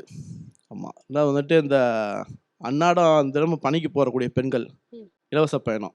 ஆமாம். அது நம்ம கடைக்கு வரக்கூடிய கஸ்டமரே ரொம்ப பெருமையாக சொல்லுவாங்க. மாதம் 600 700 குறையுது. ஆமாம். அது ஒரு சாதாரண விஷயம் கிடையாது இல்லை அது. ஆமாம். அது ரெண்டாவது அப்பப்போ வெளியே போகிறது. ஆமாம். அதுக்கும் ஃப்ரீயாக போய்க்கிறாங்க. இப்போ அண்ணன் சொன்ன மாதிரி ஆமாம் பலன்னு இப்போ பஸ் இருக்குது. ஆமாம். இப்போ கூட துணை முதல்வர் இதில் ஆரம்பிச்சு வச்சாங்க பூந்தமல்லியில் மின்சார பேருந்து. ஆமாம். அது ஒரு மிக சவுண்டே இருக்காது. ஆமாம். காரில் போகிற அந்த ஃபீலிங்கு. ஆமாம். அதான் ஒரு சிறப்பான திட்டம். இலவச பேருந்து பயனாளிகளின் எண்ணிக்கை கோடிகளை தாண்டி பயனாளிகளின் எண்ணிக்கை உள்ளது. சமீப நிகழ்வாக திருப்பரங்குன்றம் பிரச்சனையில் சிறுபான்மையினர் மட்டுமல்லாது ஒட்டுமொத்த தமிழகத்தின் பாதுகாப்பு அரணாக நீங்கள் செயலாற்றியது மன நிம்மதியும் மன அமைதியையும் இந்திய தலைமை ஒற்றுமையை நிலைநாட்டியது. ஆமாம். இதுவும் சாதாரண விஷயம் கிடையாது. திருப்பரங்குன்றம் அது இந்தியாவே திரும்பி பார்க்கக்கூடிய ஒரு நிகழ்வு இது. ஆமாம். திரும்பி பார்த்து அதில் சாதனை பண்ணிட்டாங்க தமிழக முதலமைச்சர். கர்நாடகாவில் ஹிஜாப் பிரச்சனை வந்தது. தற்போது பீகாரின் முதல்வரே ஹிஜாபை கலட்ட முயற்சிக்கிறார். ஆனால் தமிழகத்தில் திராவிட மாடலே ஹிஜாபிற்கு முழு பாதுகாப்பு. நேற்று திருநெல்வேலியில் ஏதோ ஒரு மீட்டிங் நினைக்கிறேன். ஒரு ஹிஜாப் அணிஞ்ச மாணவிட்ட ஒரு முதலமைச்சர் குனிந்து காது பட கேட்குறாங்க. அந்த ஃபோட்டோ சமூக வலைதளத்தில் வந்தது. என்கிட்ட இருக்குது. ஆமாம். அந்த மாதிரி அதான் ஒரு பெரிய விஷயம். பீகாரில் ஆமாம் அந்த பிஜேபி கூட்டம் சேர்ந்தனால ஹிஜாப்பை எடுக்கிறாங்க. ஆனால் இங்கே அந்த ஹிஜாப் போட்ட பெண்கிட்ட குனிஞ்சு கேட்குறாங்க, கருத்து கேட்குறாங்க. அது ஒரு பெரிய விஷயம். அது நீங்கள் ஆட்சி பொறுப்பு ஏற்பதற்கு முன்னால் உங்களை வசைபாடிய பலரும் இன்று திசை மாறி நிற்கிறார்கள். நீங்கள் திரை கவர்ச்சி நாயகன் அல்ல, தமிழகத்தின் ஈடு இணையற்ற ஒப்பற்ற வளர்ச்சி நாயகன். உண்மை. இன்னைக்கு கவர்ச்சியை காட்டி நிறைய பேர் வர்றாங்கல்ல. ஆமாம். உண்மையான ஹீரோ யாருன்னா தளபதி தான். அல்ஹம்துலில்லாஹ். இந்த ஷோவோடைய நேமே பார்த்தீங்கன்னா தாயுமானவர். தாயுமானவர் அப்படின்னு சொல்லும்போது இந்த உலகத்தில் இருக்கக்கூடிய எல்லாமே என்னென்னா பிள்ளைகள். ஒரு பிள்ளைகளை பற்றி உள்ள ஒரு தெரிதல் புரிதல் அப்படின்றது தாய்க்கு தான் தெரியும். அதே போல தான் நமக்கு என்ன தேவை அப்படின்றத அந்த பிள்ளை தன்னுடைய தாயிடம் கூறுவதற்கு முன்பே அதை செயல்படுத்துவதுதான் தாய். அதே போல தான் நமது தளபதி அவர்கள் அல்ஹம்துலில்லாஹ் நமக்கு என்ன தேவை அப்படின்றத தெரிஞ்சும் என்ன செஞ்சுருக்காங்க, நிறைவேற்றி வச்சிருக்கிறாங்க. நமக்கு என்ன தேவை அப்படின்றத தெரியாம, அதாவது நம்ம அவங்கள்ட்ட சொல்லாமையே அதை என்ன செஞ்சுருக்காங்க, நிறைய விஷயத்த செஞ்சும் காட்டியிருக்காங்க. அல்ஹம்துலில்லாஹ். பாப்பா வந்து 9வது படிக்கிறா. இப்போ 10வது போறா. இப்போ வந்து அவங்க வீட்டுக்காரர் இப்போ இறந்து இப்போ 1 வருஷம் தான் ஆகுது. பாப்பா வந்து ஒரு துணி கடையில வேலை செய்யுது. அவங்க வீட்டுக்காரர் இறந்ததுமே என்கிட்ட வந்துடுச்சு பொண்ணு. 3 பசங்க அவளுக்கு. ஒண்ணு 9வது படிக்குது, ஒண்ணு 3வது படிக்குது, ஒண்ணு 4வது படிக்குது. இப்போ போய் ஸ்கூலில் போய் கேட்டால் ஆதார் கார்டு இல்லை, அது கொடுத்தா தான் நாங்கள் வந்து 5வதுக்கு 1000 ரூபா போடுவோம். அதாங்க பாப்பாவுக்கும் ஆதார் கார்டு, பையனுக்கும் ஆதார் கார்டு கிடையாது, சின்ன பொண்ணுக்கும் ஆதார் கார்டு கிடையாது. அந்த பொண்ணு வீட்டில் பிறந்துச்சு. வீட்டில் பிறந்ததுனால அவங்க ஆதார் கார்டு கொடுக்க முடியாது, இப்போ பதிவு பண்ண முடியாது. அது வீட்டில் பிறந்ததுனால அதுக்கு பிறந்த டேட்டு கிடையாது ஆன்ட்டாங்க. அது பாப்பா என்ன செஞ்சேன், 6000 ரூபா மாதத்துக்கு 6000 ரூபாய்க்கு வேலைக்கு போகிறேன். அது ஒரு நாளைக்கு லீவ் போட்டேன்னா 200 ரூபா போயிடும். பாப்பா இந்த 10 நாள் அழிஞ்சுன்னு கிடக்குறேன், ஆதார் கார்டும் கொடுக்க மாட்டாங்க. பாப்பாவுக்கு போய் போஸ்ட் ஆஃபீஸில் போய் 1000 ரூபா போட்டுக்கிறாங்க, அதுவும் வரல. நான் எங்கன்னா வீட்டில் ஹோட்டலில் போய் சாமான் கவர்னா 100 ரூபா கொடுப்பாங்க. அந்த 100 ரூபாயில பாப்பாவுக்கு பஸ்ஸுக்கு 10 ரூபா கொடுப்பேன், இல்லாட்டா பஸ்ஸு வரலன்னா ஆட்டோவில் போவேன். அடுத்து வந்துட்டு ஒரு சின்ன ஒரு நன்றி. முன்னெல்லாம் நாங்கள் வந்துட்டு மாவட்ட ஹாஜியை பார்க்க போகணும் அப்படின்னா வேறு வேறு வெளியூர்களுக்கு போகணும்.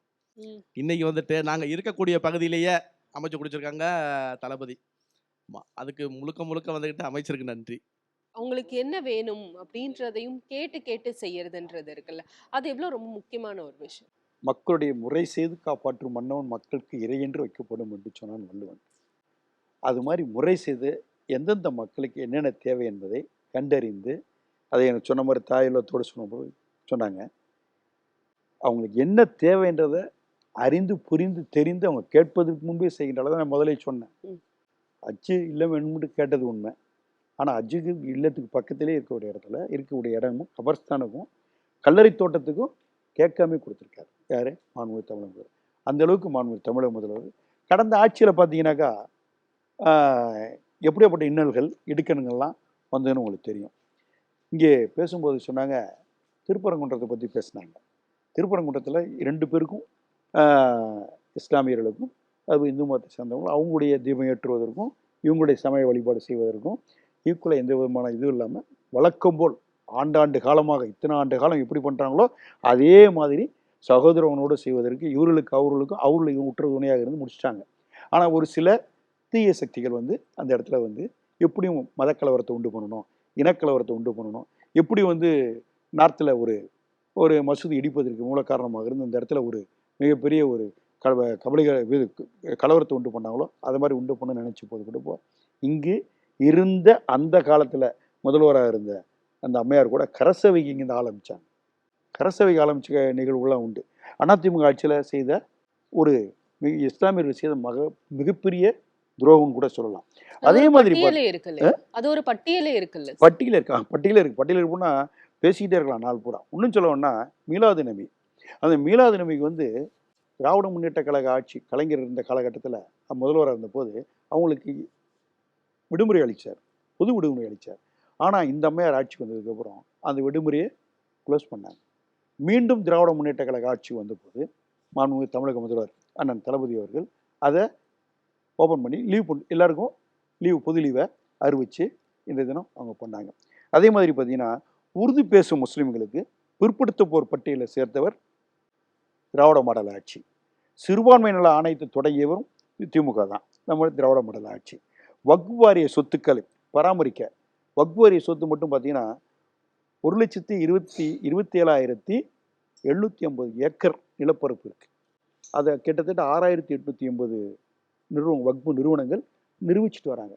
செதறி கிடக்கிற அந்த சொத்து, அந்த சொத்துக்களை எப்படி இந்து அறநிலைய சொத்துக்களை 7,000 கோடி சொத்துக்கு 7,800 கோடிக்கு மேலே சொத்துக்களை மீட்டெடுத்து அதை நம்ம கோயிலுடைய நிர்வாகத்துக்கு கீழே கொண்டு வந்தாங்க, அறநிலைத்துறைக்கு கீழே கொண்டு வந்தாங்களோ அதே மாதிரி இதை பார்த்தீங்கன்னா வக்ஃபு சொத்து இந்த 1,20,000 6,880 மேற்பட்ட வக்ஃபு நிறுவனங்களாக இருந்ததை செதறி கிடந்ததெல்லாம் ஒருமுகப்படுத்தி அதெல்லாம் கையகப்படுத்தி மீண்டும் அது வந்து வக்ஃபுக்கு கொண்டு வந்த பெருமை மாண்புமிகு தமிழக முதல்வருக்கு சாரும். அந்த அளவுக்கு அந்த சிதறி கிடந்த சொத்துக்களை இன்றைக்கி சேர்த்துட்டாங்க. அது மட்டும் இல்லாமல் அதை மீண்டும் நில அளவை செய்வதற்கு பார்த்தீங்கன்னா ஓய்வு பெற்ற தாசில்தார்கள் 20 பேர், ஓய்வு பெற்ற செயின்மேன்ஸு அதெல்லாம் போட்டு அதை ஆய்வு செய்து இது வக்ஃப் போர்டு நம்ம திரும்பி சேர்க்கணும். ஏன்னா ஒரு சிலர் வந்து எடுத்துக்கிட்டவங்க வாழையடி வாழையை அவங்க வச்சுக்கிட்டே இருக்காங்க. 99 வருஷத்துக்கு லீஸ் எடுத்தவங்க, அது சட்டவிரோதமாக உள்ளே உட்காந்துருக்கவங்க, அவங்களாம் ஒரு சிலர் வந்து இருக்கிறதெல்லாம் மீண்டும் வகுப்புக்கு இணைகள்னு சொல்லி மாண்புமிகு தமிழக முதல்வர் சிரமம் எடுத்து அந்த பணிகளை மேற்கொண்டு அந்த பணிகள் ஒரு பக்கம் நடந்துகிட்டு இருக்கு.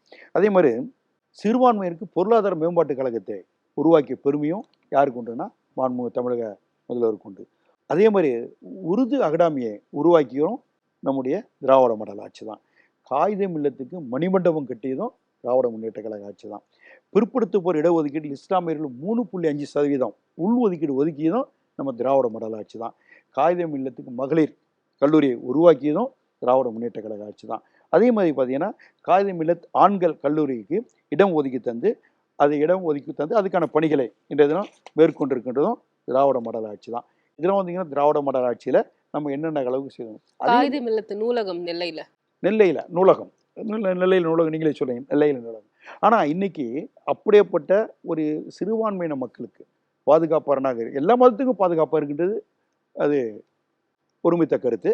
அதில் சிறுபான்மை மக்களுக்கு மற்ற மாநிலங்களில் இன்றைக்கு பார்த்தீங்கன்னா பிஜேபி ஆளுகின்ற மாநிலங்கள்லாம் பார்த்தீங்கன்னாக்கா அவங்க வந்து முழுக்க வஞ்சிக்கப்பட்டு இன்றைக்கி பார்க்குற மணிப்பூரில் எந்த அளவுக்கு கிறிஸ்தவ தேவாலயங்கள் கொளுத்தப்படுகின்றது, எந்த அளவுக்கு அடிக்கப்படுது நொறுக்கப்படுகின்றன, காஷ்மீரில் இருக்கக்கூடிய இஸ்லாமியர்களுக்கு எந்த அளவுக்கு துன்புறுத்தல்கள், அதே மாதிரி பிஜேபி ஆளுகின்ற மாநிலங்கள்லாம் எந்த அளவுக்கு அச்சுறுத்தல் நடைபெற்றிருக்கின்ற காட்சியை நம்ம நேரடியாக பார்க்குறோம்.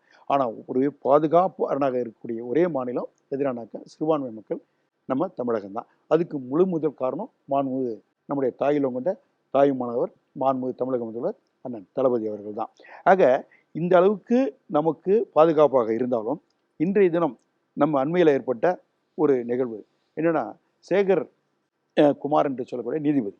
அந்த நீதிபதி பார்த்தீங்கன்னா ஒரு நீதிபதியாக இருக்கக்கூடியவங்க எந்த அளவுக்கு நம்ம லார்ட் கூப்பிடுறோம், அவங்க பதவி பிரமாணம் எடுத்துகிட்டு வரும் பொழுது அந்த பதவி பிரமாணத்துக்கு அனைத்து மதத்திற்கும் சமமானவர்கள் நாங்கள் எல்லாத்தையும் நம்ம வந்து ஆய்வறிந்து சொல்லி சத்தியபிரமாணம் எடுத்துகிட்டு தான் வரணும். ஆனால் அப்படியேப்பட்ட ஒரு ஆர்எஸ்எஸ் மீட்டிங்கில் போய் கலந்துக்கிட்டு என்ன பேசுகிறாருன்னா இஸ்லாமியர்களுக்கு வந்து சகிப்புத்தன்மை இல்லை, இஸ்லாமியர்கள் தீவிரவாதத்தை தூண்டுகிறார்கள், தீவிரவாதிகின்ற அளவுக்கு ஒரு இஸ்லாமியர் மீது ஒரு தரக்குறைவான ஒரு மாண்புமிகு நீதிபதியை சொல்கிறார். எங்கள் அலகாபாத் நீதிமன்றத்தில் இருக்கக்கூடிய ஒரு நீதிபதி அதை என்ன பண்ணுறாங்க, கண்டித்து என்ன பண்ணுறாங்கன்னா எதிர்கட்சிகள் நாடாளுமன்றத்தில் அவரை வந்து பதவியிறக்கம் பண்ணணும்னு சொல்லி தீர்மானம் நிறைவேற்றி அதை கொடுக்குறாங்க. யார்கிட்ட கொடுக்க போகிறப்போ எல்லா எதிர்கட்சிகளும் இந்தியாவில் இருக்கக்கூடிய அனைத்து எதிர்கட்சிகளும் கையெழுத்து போடுறாங்க. எக்ஸப்ட் அதில் கையெழுத்து போடாது யாருன்னா அதிமுகவை சேர்ந்த மாநிலங்களவை உறுப்பினர் 4 பேர் தான் கையெழுத்து போடல, பிஜேபி போடல, மீதி அனைத்து தொடர்களும் கையெழுத்து போட்டிருக்கு. அந்த அளவுக்கு ஒரு இஸ்லாமியர்கள் காழ்ப்புணர்ச்சி யாருக்கு இருக்குனாக்கா பிஜேபிக்கு இருக்கிறதுன்ற ஒரு பக்கம் கூட இந்த பக்கம் இருக்கக்கூட எடப்பாடி தலைமையில் இருக்கின்ற அதிமுக அமித்ஷா அதிமுகவுக்கு இன்றைக்கி இருந்து கொண்டிருக்கிற காட்சியை பார்க்குறோம். அதேமாதிரி பார்த்தீங்கன்னா காஷ்மீரில் சிறப்பு அந்தஸ்தை ரத்து செய்யும் தீர்மானத்தை அன்னைக்கு நம்ம கடுமையான முறையில் எதிர்த்தோம். ஆனால் அதிமுக ஆதரவு தந்தது. அதேமாதிரி குடியுரிமை சட்டத்தை ஆதரித்தது யாருன்னா அதிமுக தான். சிஏ சட்டத்திற்கு எதிரான போராடிய இஸ்லாமியர்கள் தடியடி நடத்தியவங்க யாருனாக்கா அவங்க பிஜேபிக்காரங்க தான். முத்தலாக் சட்டத்தை ஆதரித்ததும் அதிமுக தான். பொது சிவில் சட்டத்தை ஆதரித்ததும் அதிமுக தான். பாபர் மசூதியை கரசேவைக்கு ஆரம்பித்ததும் அதிமுக தான். அதே மாதிரி பார்த்தீங்கன்னா இதை விட இஸ்லாமிய மக்களுக்கு என்ன துரோகம் பண்ணணும், அந்த அளவுக்கு இன்றைய தினம் மிகப்பெரிய துரோகத்தினுடைய உச்சிக்கே இன்றைய தினம் பிஜேபியோட கைகோத்து கொண்டு இன்றைய தினம் அகில இந்திய அதிமுக அமித்ஷா அதிமுக மாறுகின்ற காட்சி முழுக்கின்றதை பார்க்குறோம். அதே போல் நம்முடைய மாண்புமிகு தமிழக முதல்வர் அண்ணன் தளபதி அவர்கள் வந்தபோது நம்ம இஸ்லாமிய மக்களுக்கு இடர் வருகின்ற போதெல்லாம் அவர் நமக்கு நேசக்கரம் நீட்டி அவர் பாதுகாப்பு கொடுத்தவர். நம்முடைய இஸ்லாமிய தங்கும் விடுதியில் பண்டிகைகளுக்கு உணவு தரப்படும். எப்படி இந்து கோயிலில் நம்ம அவங்க கோயிலுக்கு போகிற பக்த கோடிகளுக்கு மதிய உணவு திட்டத்தையும் நம்ம இன்றைக்கி மாண்புமிகு தமிழக முதல்வர் இருக்கின்ற அனைத்து அறுபடை வீடுகளையும் பார்த்தீங்கன்னா அறிமுகப்படுத்தி அதை வெற்றிகரமாக நடத்திட்டு காட்சியை பார்க்குறோம். அதே மாதிரி பார்த்தீங்கன்னா இஸ்லாமிய தங்கும் விடுதியில் பண்டிகைகளுக்கு சிறப்புணவு அவங்களுக்கு வருவது. அதே மாதிரி தமிழ்நாடு வக்ஃப் வாரியத்தின் நிர்ணயம் மானியமாக 2.5 கோடி மாண்புமிகு தமிழக முதல்வர் கொடுத்துருக்காங்க. 4 வக்ஃப் போர்டு சரக அலுவலகங்கள் அண்மையில் கூட ஒரு அலுவலகம் திறந்து வச்சு 4 சரக அவங்களுடைய குறைநிறைகளை அங்கே அவங்க முறையிடும் போது அதை ஆய்வு செய்து நம்ம இங்கே வக்ஃப் போர்டு சேர்மனை தெரிவித்தோம்னா அது முறைப்படி அரசுக்கு தெரிவித்து அவங்களுக்கு தேவையான பாதுகாப்பு உருவாக்கி தருவது. வக்ஃபு சொத்துக்களை பாதுகாக்க அளவு ஏற்கனவே சொன்னேன், செயின்மேன்ஸ் எல்லாத்தையும் போட்டு வக்ஃபு சொத்துக்கெல்லாம் இருக்கக்கூடிய 1,27,000 ஏக்கர் நிலப்பரப்பை கையகப்படுத்தி மீண்டும் அதை வந்து பேருக்கு 2 கோடி ரூபா அதுக்கு மானியமாக இன்னைக்கு மாண்புமிகு தமிழக முதல்வர் ஒதுக்கி தந்திருக்காங்க. கல்வி உதவித்தொகை இஸ்லாமிய மாணவிகள் கல்வித்தொகை சொன்னாங்க இல்லையா, இஸ்லாமிய மாணவி கல்வி உதவி, கல்வி உதவி அந்த கல்வித்தொகைக்கு பார்த்தீங்கன்னாக்கா 1,26,256 இஸ்லாமிய மாணவர்கள் வந்து பயன்படுகின்ற அளவுக்கு அரசே வந்து தமிழ்நாடு அதை பொறுப்பேற்றுக்கிட்டு இருக்கு.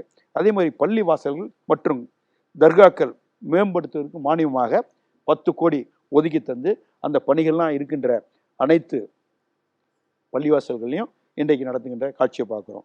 அதே மாதிரி உலமாக்களுக்கு ஓய்வூதியம், உலமாக்களுக்கு ஓய்வூதியம், அதே மாதிரி குடும்ப ஓய்வூதியம் வழங்க ஆணையிடப்பட்டதும் மாண்புமிகு தமிழக முதல்வர் அண்ணன் தளபதி தான்.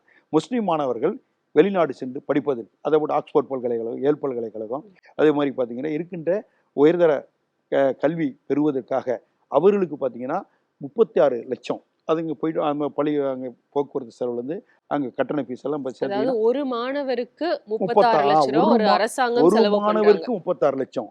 அதுபோல வருடந்தோறும் 10 மாணவர்களை தேர்வு செய்து அந்த சிறுபான்மை என்ற ஏழை மாணவ செல்வங்கள் கல்வி அறிவிப்பட்டு தகுதியுடைய மாணவர்களை அவர்கள் படிக்க வசதி இல்லாத தோழர்களுக்கு அந்த உதவி செய்ய வேண்டும் என்ற கொண்டு, ஏன்னா அவங்கள்ட்ட கல்வி அறிவு இருக்குது ஆனால் கல்வி பண வசதி இல்லை.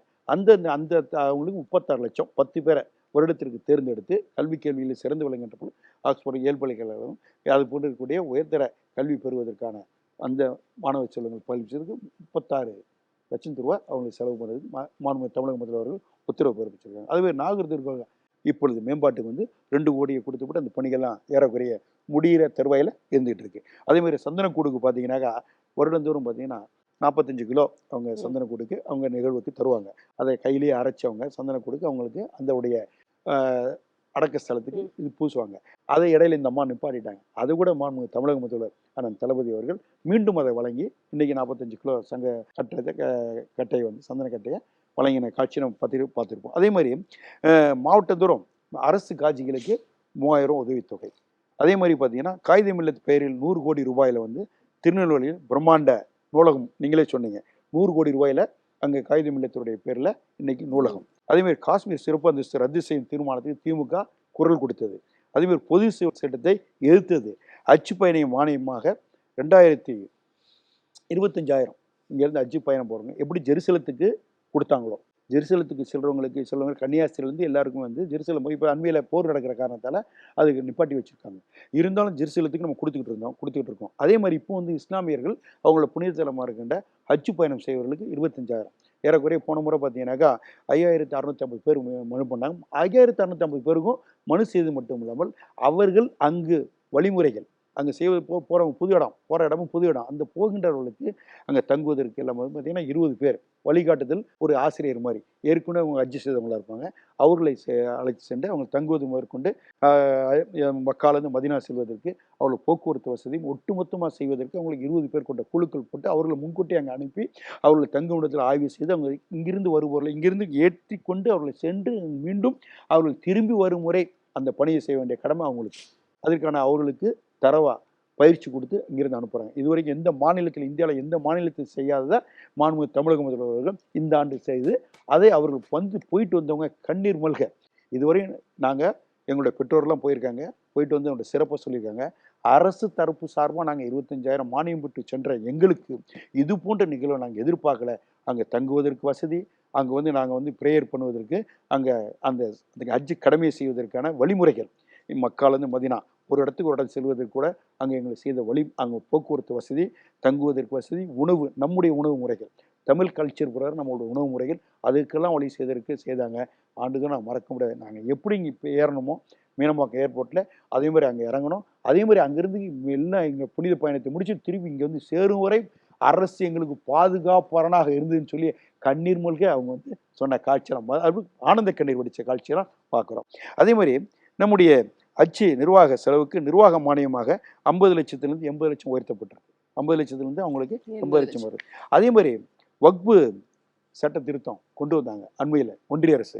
அப்போது முதல் குரல் கொடுத்தாங்க. நைட்டு 2 மணிக்கு அங்கே ஒன்றிய அரசு அதை வந்து பாராளுமன்றத்தில் இது பண்ணுறாங்க. ஆனால் இங்கே விடிஞ்ச உடனே பார்த்தீங்கன்னாக்கா மாண்புமிகு தமிழக முதல்வர் அவர்கள் அதை கண்டன தீர்மானம் போட்டு நாங்கள் ஏற்றுக்கொள்ள மாட்டோம் என்று அவுட் ஆஃப் கண்ட்ரோல் ஒன்றிய அரசுக்கு நாங்கள் மாநில அரசு, இந்த மாநில அரசு நீங்கள் கொண்டு வர சட்டவிரோதமான இந்திய ஒருமைப்பாட்டுக்கு சட்டவிரோதமான கொண்டு வரதுக்கெல்லாம் நாங்கள் அவுட் ஆஃப் கண்ட்ரோல்னு சொல்லி அதை என்ன பண்ண கண்டன தீர்மானம் போட்டு, கண்டன தீர்மானம் அனுமதி மட்டும் இல்லாமல் திமுக சட்டமன்ற உறுப்பினர்லாம் அது கண்டன கோஷம் எழுப்பி அவங்களுக்கு எதிர்ப்பு தெரிவித்த காட்சியை நம்ம அண்மையில் பார்த்தோம். ஆக அந்த அளவுக்கு மாண்புமிகு தமிழக முதல்வர் அவர்கள் இஸ்லாமிய மக்களுக்கு இந்த இதுன்னு பார்த்தீங்கன்னாக்கா முழுக்க பாதுகாப்பாளனாக இருந்து நம்ம குடியுரிமை சட்டம் ரத்து செய்வதற்கு கண்டன தீர்மானம் கொண்டு வந்ததும் நம்ம தான். சிஏஏ சட்டத்திட்டத்திற்கு அங்கே 2 கோடி பேர்கிட்ட கையெழுத்து வாங்கி அதுக்கு நம்ம கண்டனம் தெரிவித்து அங்கே மத்திய அரசுக்கு தெரிவித்ததாகும். அந்த அளவுக்கு நம்ம பார்த்தீங்கன்னா இன்றைக்கு ப்ரோ மைனாரிட்டி கவர்மெண்ட் சொல்கின்ற அளவுக்கு நமக்கு மாண்பு. அதே போல் தமிழக அரசு சிறுபான்மையினுக்காக பாடுபடுகின்ற அரசு, ப்ரோ மைனாரிட்டி கவர்மெண்ட் என்று மத்திய அரசின் தேசிய சிறுபான்மை கல்வி நிறுவன குழுவேந்து பாராட்டியிருக்கு. அந்த அளவுக்கு சிறுபான்மையின மக்களுக்கு இன்றைய தினம் பாதுகாப்பாளனாக இருந்து கொண்டு மதத்துக்கு அப்பாற்பட்டு ஜாதிக்கு அப்பாற்பட்டு அனைவரும் அருமை நண்பர் பேசியது போல எல்லாரும் இந்தியாவில் ஒரு போட்டு காஷ்மீர்லேருந்து கன்னியாகுமரி வரைக்கும் இருக்கின்ற மக்கள் சகோதர உணவோடு உண்ணு உணவால் உடுக்கின்ற உடையால் பேசுகின்ற பேச்சால் நடையால் உடையால் பாவனையால் அனைத்தும் மாறுபட்டு இருந்தாலும் நாம் எல்லாம் நாட்டால் இந்தியன், இனத்தால் திராவிடன், மொழியால் தமிழன், மொத்தத்தில் நம் மனிதர் என்ற உணர்வோடு இன்றைய தினம் சிறப்பான ஒரு தாயிலத்தோடு மாண்புமிகு தமிழக முதல்வர்கள் இந்த ஆட்சியை தடம் நடத்தி கொண்டிருக்கின்றார்கள்.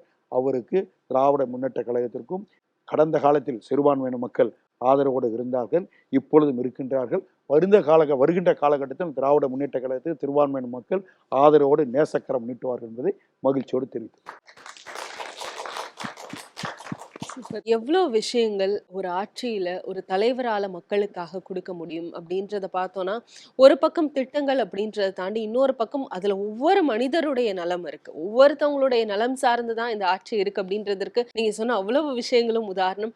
இன்னைக்கு நீங்க எல்லாருமே சொல்லியிருக்கீங்க, தமிழ்நாடு முதலமைச்சர் அவர்களால உங்களுக்கு எந்த அளவு பலன் கிடைச்சிருக்கு அப்படின்றத தாண்டி திராவிட மாடல் 2.0 தொடர்வதற்கான தேவை என்ன இருக்கு உங்களுக்கு? அதன் காரணமா அவர் மேல் இருக்கக்கூடிய அந்த பற்று எந்த அளவு இருக்கு? இப்படி பல்வேறு விஷயங்களை நீங்க எங்ககிட்ட பகிர்ந்துக்கொண்டீங்க. உங்க எல்லாருக்குமே நன்றி.